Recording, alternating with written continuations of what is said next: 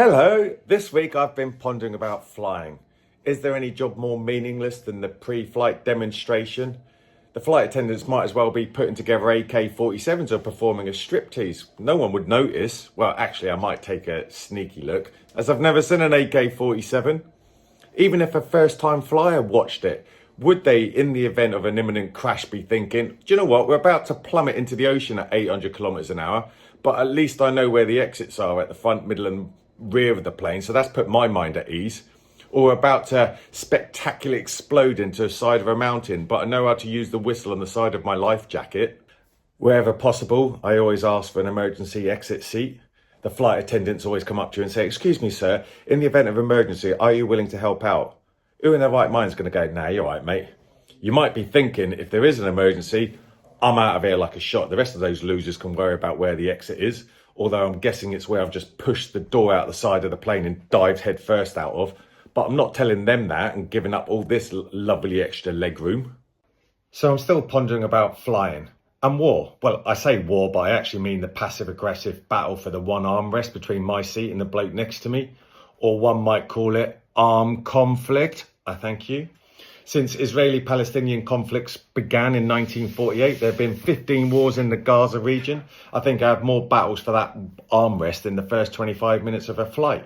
It all begins when I take my seat first and lay claim to the territory. Yes, I have widened my seating area by a full 3 inches, but I've been an idiot and forgot to clip into the seatbelt. And as I reach over to buckle in, he's only gone and claimed the territory. What the hell, man? That's my aura I left there. You are now repressing my aura with your elbow. So I'll wait till he puts his food tray down. Bam, counterattack, get my elbow in there as well. Now begins an uneasy truce as we're both battling for supremacy in the bid to lay claim to that territory. And then suddenly he withdraws. He's surrendering. I can't believe it. I say he's surrendering. He's actually gone to the toilet. But I take advantage of that. Full-scale counterattack, and now I take claim back of my aura. And do you know what? I'm actually going to extend my borders by flinging over my leg over there as well. Sorry, baby, you left your borders unprotected. This space is mine. It's all going well until his mum brings him back from the toilet and she glares at you, and then you end up having to retreat back to your side of the armrest. So I'm still pondering about planes. There are many things I wouldn't do on a plane. Eat boiled eggs, break wind. Out loud, I might need to sneak one out because I did actually eat the boiled eggs in the airport before boarding. Or have sex. Who decides nothing's going to get the juices flowing more than squeezing ourselves into this virus and bacteria infested cubicle? Wow, girl, you look amazing. I'll just plonk myself down on this urine splattered seat whilst you get the small of your back into the corner of the basin. Oh, I'm sorry. I've forgotten the rosemary scented incense sticks, but never mind. We can enjoy the aroma of urine splattered floors and the lingering smell of a plethora of passenger turds. And I definitely wouldn't decide to do some onboard shopping. Who decides sitting on a flying tin can is the ideal moment to buy makeup or perfume? Oh, the time's dragging a bit. I know what I'll do. I'll just impulsively buy myself a Citizen watch for 125 quid. Bit of glare from the window. Oh, I won't bother with the blinds. I'll just buy myself some aviator sunglasses for 90 quid. Without seeing them, without trying them on, without trusting my own judgment or asking everybody else around with me whether they actually suit me or not.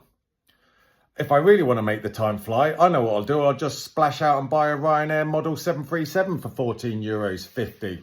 At least that way for the next 3 hours, I can sit there fuming about what an idiot I've been and wondering why the hell I just spent that money instead of looking at my watch, even if it is a nice new Citizen. Well, I've been pondering about in-flight meals. There's only 2 options. Both of them crap, in that either you're crapped on by the airline or you're served up crap by the airline. Option 1, feeling peckish? Well, look through any in-flight magazine and they'll offer you a meal deal. How's that not being flagged up by the Advertising Standards Authority as false advertising? Meal? Well, not even a toddler's filled up after 1 slice of pizza and 5 Pringles. And deal? Well, yeah, if a price for a small car, get your sausage roll, a packet of Quavers and a Mars bar, at least call it mega meal raw deal. Or in fact, if you want to be more open with your advertising rhymes, well, I've got a few suggestions. Portions are minimal, prices are criminal.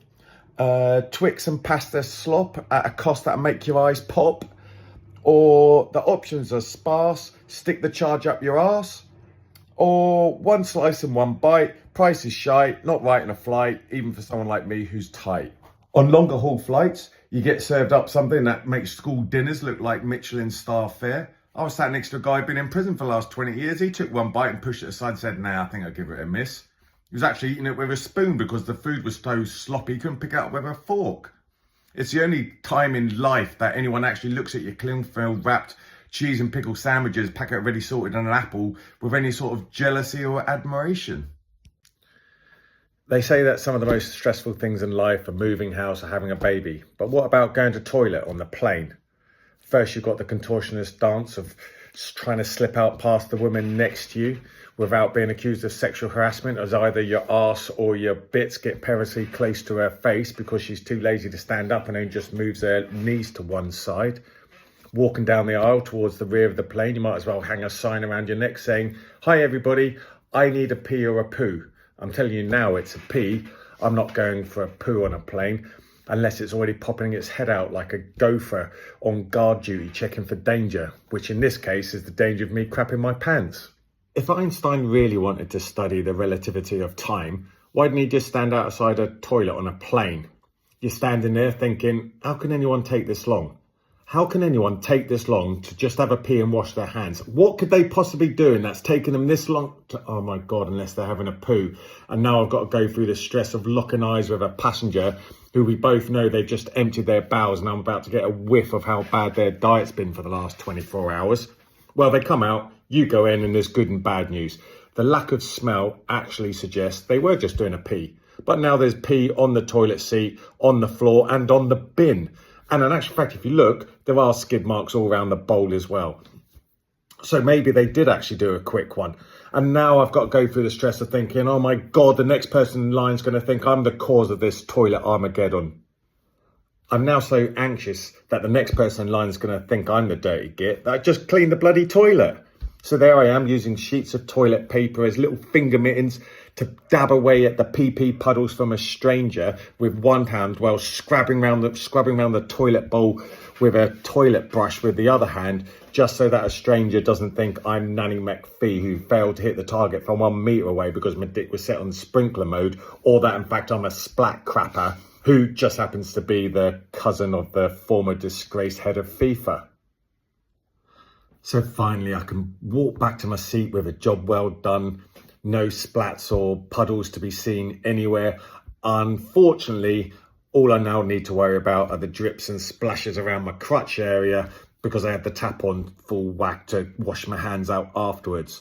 So whilst it looks like my toilet hygiene is immaculate, it does actually look like I've pissed myself. So we're finally getting towards the end of the flight. Here's a fun game to play with the family as you come into landing. What would happen to us if we crashed at this height? As you begin the descent, you can have a general consensus that any crash now would result in instant death and a burning inferno. And then as you get a bit lower, maybe some just serious mangling until you get to just maybe a broken limb or two. And then finally come into land where you believe, well, do you know what? Any missteering at this point would probably just result in a little bit of chaffing from the seatbelt. I hate it when people clap. Surely the least we can expect from a pilot is that he can land a plane safely. I've had loads of jobs in my life and the only clap I ever got was when lighting was bad in Bangkok, in the sense that I couldn't actually tell it was a lady boy and strangely enough happened to be their name too. Please stay seated with your seatbelts fastened gets translated into undo your seatbelt immediately, stand up, get your luggage out of the overhead locker and see how many rows forward you can sneak forward before someone gets into your way. The person in the middle seat, rather than just sit on a comfy seat, prefers to do the 3/4 stand up with a Quasimodo neck, folding their head underneath the overhead locker. You can guarantee that any time you're actually sat in the first 5 rows of the plane thinking, oh my God, I'm going to get off the flight really quickly, that will be the one time that you're shoved onto a bus to wait for the rest of the plane to get down, because you're not grown up and responsible enough to walk the 100 meters to the terminal without getting run over by a Boeing 747. Then you have to make your way to baggage reclaim.